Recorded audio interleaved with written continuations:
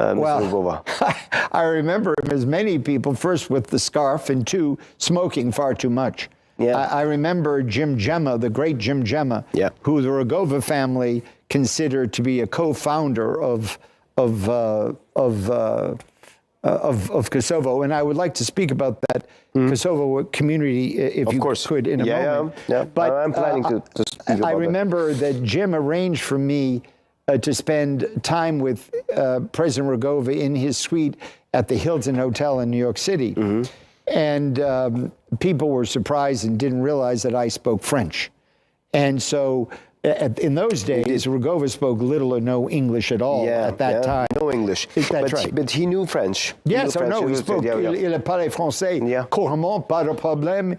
Et Rugova et moi, on a discuté ici comme ça. It was from the moment we began speaking in between the puffs of cigarette and my trying to get away from the smoke, we spoke nonstop, and we spoke about everything. We spoke about freedom. We spoke about Serbia, Kosovo, what a constitution would look like, independence, Clinton, what should be done.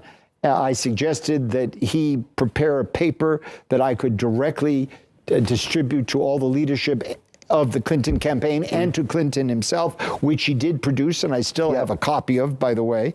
And so he and I got along very well. Another occasion, I think it was in the Bronx, Naim Tuche, the great Kosovo leader, has a photograph of me holding Rugova's arm up in the air, and I think he was in front of the United Nations when I spoke.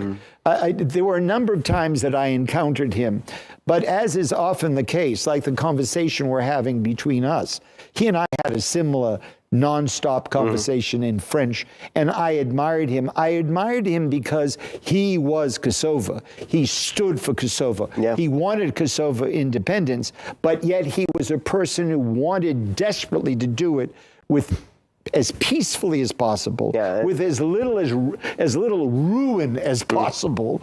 And so I admired him for it, and it helped instigate even more my standing up for the Kosovo narrative. Because if I may add, Father McSorley, my teacher of War and Peace at Georgetown, he took me aside one day and he said, Christopher, one day you will have to make a choice to do the right thing or do what is the expedient thing. In the case of Kosovo, I did the right thing, and I don't regret it. It drove Warren Christopher crazy. They were unhappy, but it was the right thing. And I'm here today, old enough and lived long enough to celebrate that with you.